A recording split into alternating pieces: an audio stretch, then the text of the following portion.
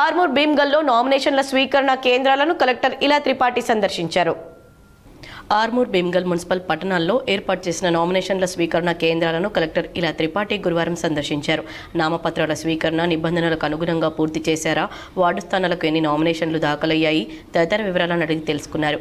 నామపత్రాలు తెలుగు, ఆంగ్లం, హిందీ భాషల్లో అందుబాటులో ఉన్నాయా అని పరిశీలించారు. ఆర్మూర్లోని ప్రభుత్వ జూనియర్ కళాశాలలో కొనసాగుతున్న నామినేషన్ల స్వీకరణ కేంద్రంలో పలు లోపాలను గమనించిన కలెక్టర్ సంబంధిత అధికారులపై ఆగ్రహం వ్యక్తం చేశారు. ఏవైనా సందేహాలుంటే పై అధికారులను సంప్రదించి నివృత్తి చేసుకోవాలని, అనవసర తప్పిదాలకు తావు లేకుండా జాగ్రత్తలు తీసుకోవాలని సూచించారు. ఎక్కడైనా రీపోలింగ్కు అవకాశం కల్పిస్తే సంబంధిత మున్సిపల్ కమిషనర్లను బాధ్యులుగా పరిగణిస్తామన్నారు. నామినేషన్ల పరిశీలన ప్రక్రియలో నిబంధనలను తూచా తప్పకుండా పాటిస్తూ జాగ్రత్తగా నిర్వహించాలన్నారు.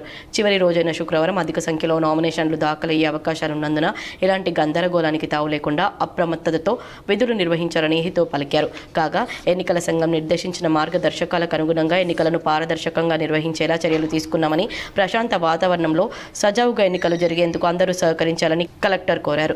అభ్యర్థులు అన్ని పార్టీల వారు ఎన్నికల నియమావళిని తూచా తప్పక పాటించాలన్నారు. ఆయా పార్టీల అభ్యర్థులుగా నామినేషన్లు దాఖలు చేస్తున్న వారు నిర్ణీత గడువులోపు బీఫారం సమర్పించాలని, లేని పక్షంలో వారిని స్వతంత్ర అభ్యర్థులుగా పరిగణించడం జరుగుతుందని తెలిపారు. కలెక్టర్ వెంట Armoor sub collector Abhignan Malviya, Armoor Bheemgal municipal కమిషనర్లు ఉమామహేశ్వర్, గంగాధర్, స్థానిక అధికారులున్నారు.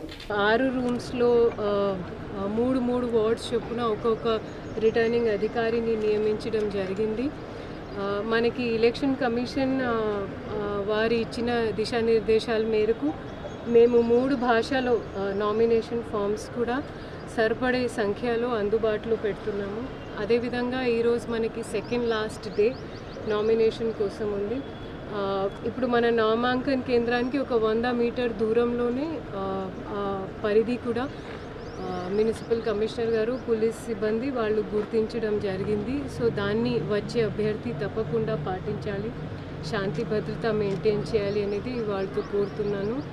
అదేవిధంగా మనకి ఫామ్ ఏ సంబంధించిన ఎవరైతే పార్టీ సింబల్స్ మీద పోటీ చేస్తున్నారో వారు ఈరోజు లేదా రేపు తప్పకుండా వారి పార్టీ తరఫున కలెక్టరేట్లో మాకు ఫామ్ ఏ సబ్మిట్ చేయాల్సిన అవసరం ఉంది.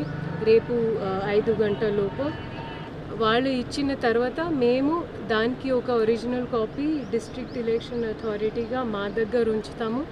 అదేవిధంగా జెరాక్స్ కాపీ చేస్తూ మళ్ళీ సంబంధించిన మున్సిపల్ కమిషనర్ గారికి పంపిస్తాము. ఫామ్ బి విషయంలో